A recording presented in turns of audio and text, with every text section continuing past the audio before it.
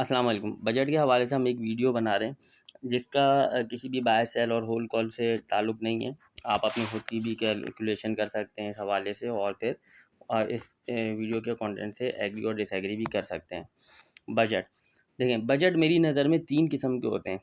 एक तो बजट होता है पब्लिक फ्रेंडली बजट। ये बजट उस वक़्त पेश किया जाता है जब मुल्क की इकोनॉमी बहुत अच्छी चल रही हो, तो उसमें आप फिर सब्सिडीज़ वगैरह देते हैं हर चीज़ के ऊपर, पेट्रोल पे, इलेक्ट्रिसिटी पे और मुख्तलिफ़ जगहों पे आप फर्टिलाइज़र पे इधर-उधर सब्सिडीज़ देते हैं, जिससे पब्लिक को हर चीज़ों में रिलीफ़ मिलता है और महंगाई देखने में कम होती है क्योंकि हमारी इकोनॉमी अच्छी होती है, तो जो बाकी का खर्चा है वो गवर्नमेंट बर्दाश्त कर रही होती है।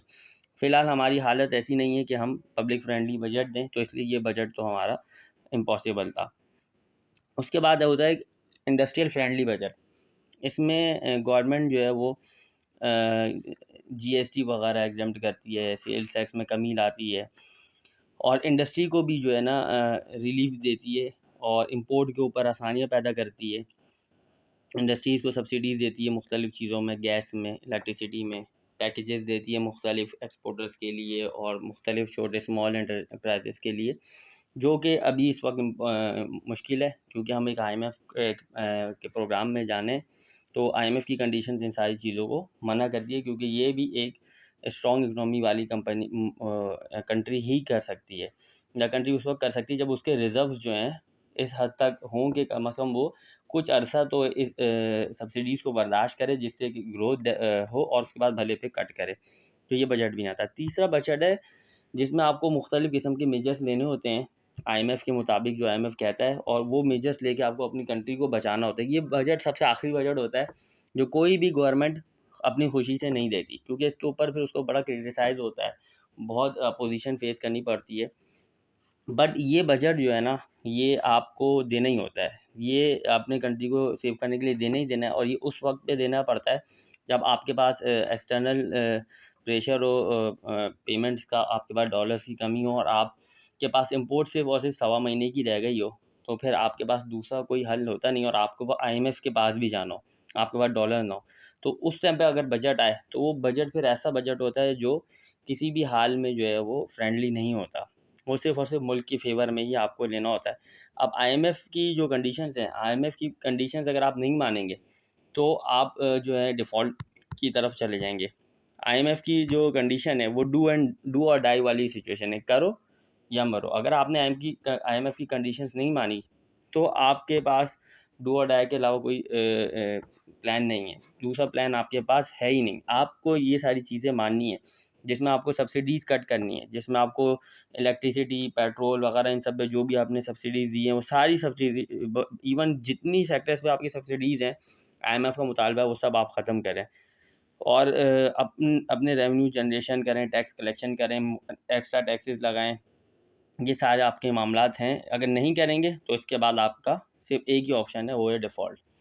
क्योंकि आप आईएमएफ के प्रोग्राम में जब नहीं जाएँगे, तो सवा महीने के आपके पास इम्पोर्ट के पैसे हैं, वो भी ख़त्म हो जाएँगे। उसके बाद आपके सारे मामलात बिगड़ जाएँगे और एक आप ऐसी सूरत-हाल में चले जाएँगे, जिसका सोचना भी जो है बहुत ख़तरनाक है।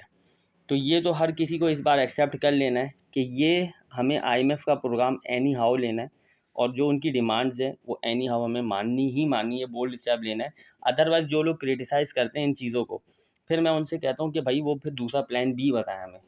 क्रिटिसाइज़ ना करें, प्लान बी बताएँ कि प्लान बी क्या है? अगर हम ये चीज़ें नहीं बढ़ाते हैं, अगर हम आईएमएफ की कंडीशंस नहीं मानते हैं और हम सब्सिडीज़ देते हैं, हम पेट्रोल की प्राइसेस को जो है इंटरनेशनल प्राइसेस के साथ लिंक नहीं करते हैं, तो उसके बाद हमारा दूसरा क्या ऑप्शन है? क्या हम इतने ताकतवर हैं? क्या हमारी इस इकोनॉमी इस बात की इजाज़त देती है कि हम ये चीज़ें कर लें? तो कहने का मकसद है प्लान कोई नहीं देता, क्रिटिसाइज़ करने वाले आपको बहुत मिलेंगे। जो प्लान देता है मैं तो फिर आप उस प्लान को अमल करें और फिर दिखाएँ वो करके। लेकिन जब आपका प्लान नहीं हो और आपके पास सिर्फ़ क्रिटिसाइज़ हो, तो फिर आपको रियलिटी को एक्सेप्ट करने के अलावा और कोई जो है ना मामला नहीं है। आपको रियलिटी को एक्सेप्ट करना होगा। तो ये बजट के हवाले से मामलात थे। अब ये है कि जब बजट में हम इन चीज़ों को इम्प्लीमेंट करेंगे आईएमएफ की, जो करना ज़रूरी है, उसके अलावा प्लान है ही नहीं ना हमारे पास।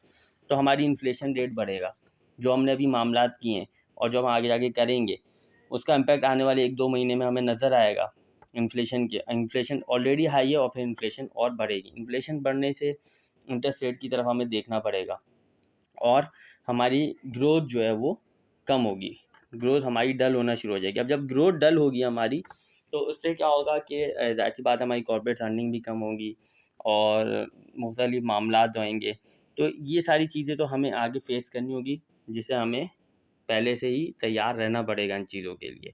अब बजट के अंदर जो है मामलात हुए हैं, जिसमें हमने टैक्सेशन की हैं प्रॉपर्टी के ऊपर। सिर्फ ये एक ही चीज़ मुझे थोड़ी सी सही लगती है कि ये जो प्रॉपर्टी के ऊपर टैक्स इंक्रीज़ किया है, तो ये एक अच्छा मेजर है मेरे हिसाब से। बाकी ये कि इंशाल्लाह सेकंड हम वीडियो बनाएंगे, उसके अंदर आपको इस बजट के अंदर जो चीज़ें गवर्नमेंट ने की हैं उसके इम्प्लीकेशंस क्या होंगे वो हम आपको बताएंगे। ये हमने आपको बता दिया था बजट जो आया है, इस बजट का ये है कंट्री सेव बजट। ये ना इंडस्ट्रियल फ्रेंडली बजट है, ये ना पब्लिक फ्रेंडली बजट है, ये है आपका कंट्री सेव बजट। ये सिर्फ एक बजट के हवाले से बताना था कि जो बजट दिया है इसके ऊपर हम क्रिटिसाइज़ करेंगे तो ये हमारे नुकसान की बात है क्रिटिसाइज़ करना, क्योंकि हमारे पास दूसरा प्लान नहीं है, हमारे पास प्लान दूसरा है नहीं। तो बस बताने का मकसद ये था कि ये हमारा थोड़ा ब्रीफ करने का मकसद था कि बजट के बारे में थोड़ा सा आपको नॉलेज दें। बाकी से आप डिसएग्री भी कर सकते हैं। और अब हम अपना हमारी जो प्लान बी है, जो बजट के अंदर मामलात हुए उससे कौन से सेक्टर पे क्या इम्पैक्ट आएंगे और हमारी क्या सोचे, वो आपको प्लान बी के अंदर जो है पार्ट 2 के अंदर जो है वो हम आपको गाइड करेंगे।